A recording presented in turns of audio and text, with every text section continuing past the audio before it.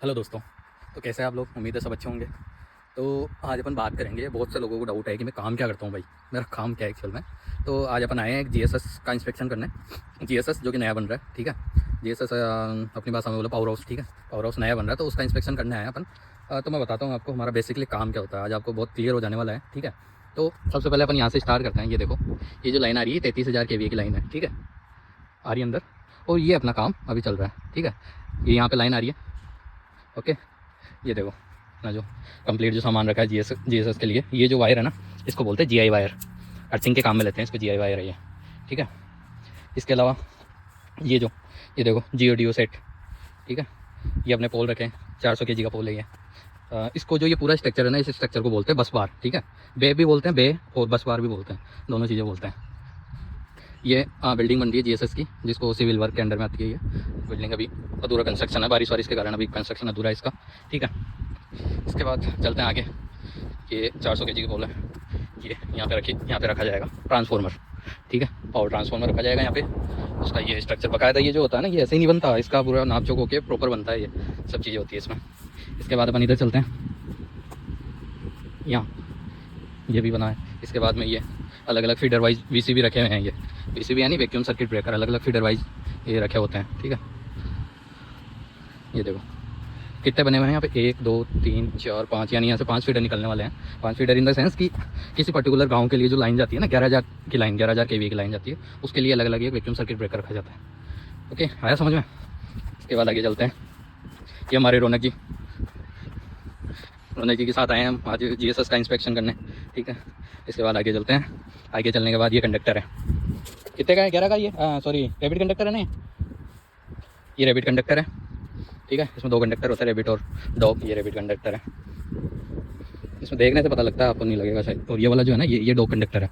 अब देखने में दोनों एक जैसे लग रहे हैं पर अलग अलग है। ये डॉग कंडक्टर है और वो रैबिट कंडक्टर है, ठीक है। इसके बाद में ये है, ये भी वीसीबी है। ये 33 के लिए वीसीबी है, 33 वाली जो लाइन आती है ना, उसके लिए वीसीबी है। और वो ये छोटा वाला जो वीसीबी रखा हुआ है ना, ये वीसीबी रखा है 11,000 की लाइन के लिए। इसको खोल के तो नहीं दिखा सकते क्योंकि ये पूरा पैक है अभी, ठीक है। तो बेसिकली अब आपको समझ में आ गया होगा, ये जो टावर रखे हैं ना, छोटे वाले जो टावर रखे हैं, ये सीटीपीटी के लिए होते हैं। छोटे वाले टावर है ये सीटीपीटी के लिए होते हैं। इसको वी क्रॉस आर्म बोलते हैं, उसको सस्पेंशन बोलते हैं, सस्पेंशन क्लैंप, सबका अलग अलग नाम है। ये वाली जो चीज़ है इसको बोलते हैं स्टे वायर, ठीक है। ये जो चीज़ होती है ना, ये इंसुलेटर का काम करती है, मतलब ज़्यादा लाइट का उसको ग्राउंडिंग नहीं होने देती। इसके अलावा इसको चैनल बोलते हैं। ये छोटे वाले टावर है, ये भी चैनल है। ये उसकी 4 पोल स्ट्रक्चर के लिए चैनल है।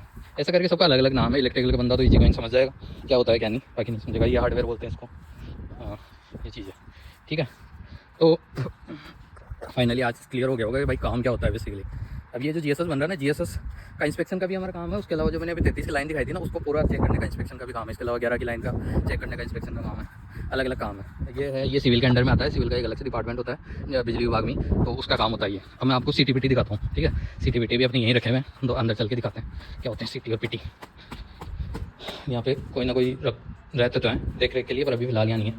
ये देखो, ये सीटीपीटी यहाँ पे रखे हुए हैं, ठीक है।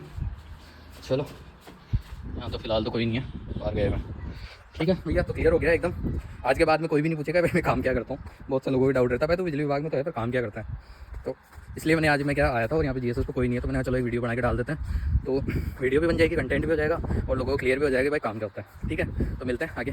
ये जो सामने जा रही है ना, ये 33,000 की लाइन है, ठीक है।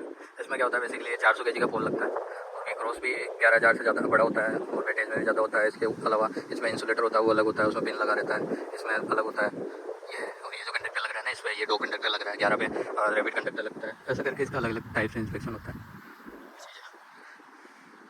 ठीक है दोस्तों। आया समझ में? देखो खेतों में घुसना कितना मुश्किल काम है। ऐसा ही ये जो तार वार है ना, ये क्या इन्होंने बंद तो कर दिया, इसको पैक कर रखा है पूरा, क्योंकि ये फसल वसल उगा रखी है इसमें। और ये पैक, अब इसमें से क्या निकलना भारी पड़ जाता है, तो गेट वेट तो बंद, तो ऐसे ही करके भाई घुसना पड़ता है। अगर कोई खेत वाला अच्छा है तो वो ऑब्जेक्शन नहीं करता, बाकी इसमें ऑब्जेक्शन भी कर सकता है कोई भी कि आप कांटा लग गया, ऑब्जेक्शन भी कर सकता है कि आप हमारे खेत में कैसे घुस गए। और इसके नीचे से अपने को चलना पड़ेगा, ऐसे करके जाना पड़ेगा इसमें से, तार वार नहीं लग जाए, ठीक है दोस्तों।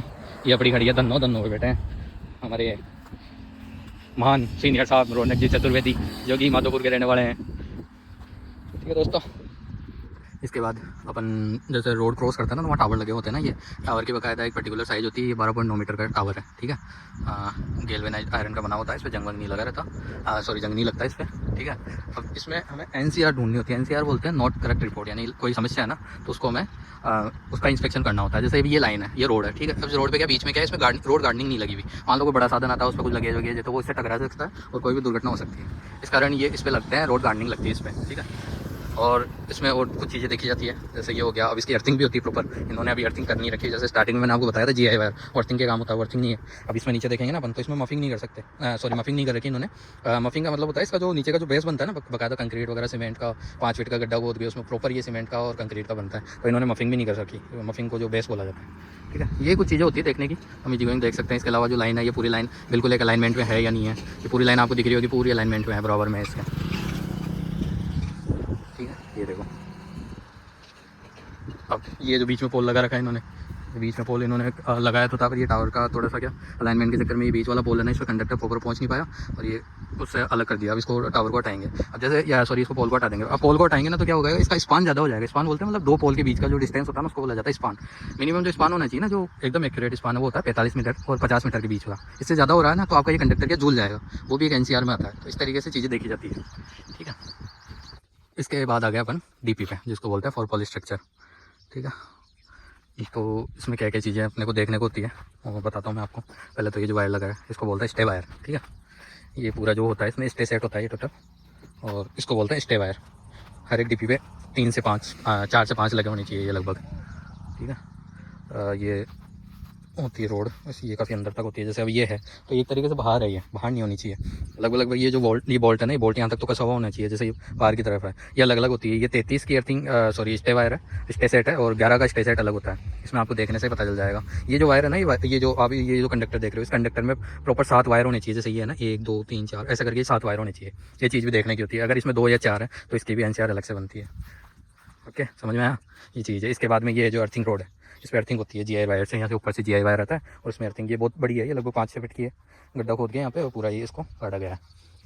इसके बाद अलग से आगे से थोड़ा सा दिखाता हूँ मैं क्या क्या होता है इसमें। ये देखो ऊपर जो वो गोल गोल दिख रही है ना, ये चीज़ इसको बोलते हैं डिस्क, ठीक है। उसके ऊपर ये जो लगा हुआ है ना, इसको इंसुलेटर बोलते हैं। ये जो हो रहा है ये ऐसा आपको दिख रहा होगा थोड़ा सा ऐसे गोल सा, इसको बोलते हैं जंपर होता है ये। इसके बाद में वो जो वहाँ लग रहा है वो क्लैंप होता है, वो PG क्लैंप होते हैं, सबका अलग अलग एक पर्टिकुलर नाम है, समझ गए।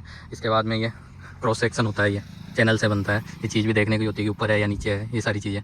और यहाँ तक तो देखो GI वायर है नहीं, पर यहाँ पे आपको GI वायर दिख जाएगा, ये देखो, ठीक है। ये 3 वायर मेन, और उसके अलावा ये जो बारीक वाला तार दिख रहा है ना, ये इसको बोलते हैं GI वायर, अर्थिंग के लिए यूज़ होता है। आया समझ में। ये इस तरीके से काफ़ी सारी चीज़ें होती है इसमें, छोटी छोटी बारीक बारीक चीज़ें देखने की होती है। इसी तरीके से हमारा जो मेन प्रॉपर जो काम होगा वो है ये इंस्पेक्शन का, समझ आया। ये लाइनें आपको देखो यहाँ से दिख रही है प्रॉपर, ठीक है दोस्तों। तो फाइनली अपना ये कंप्लीट हो गया है। अपन देख चुके हैं, पूरी लाइन को चेक कर चुके हैं, ठीक है। और अब अपन जाएंगे घर की तरफ। बाय, टाटा, मिलते हैं अगले ब्लॉग में।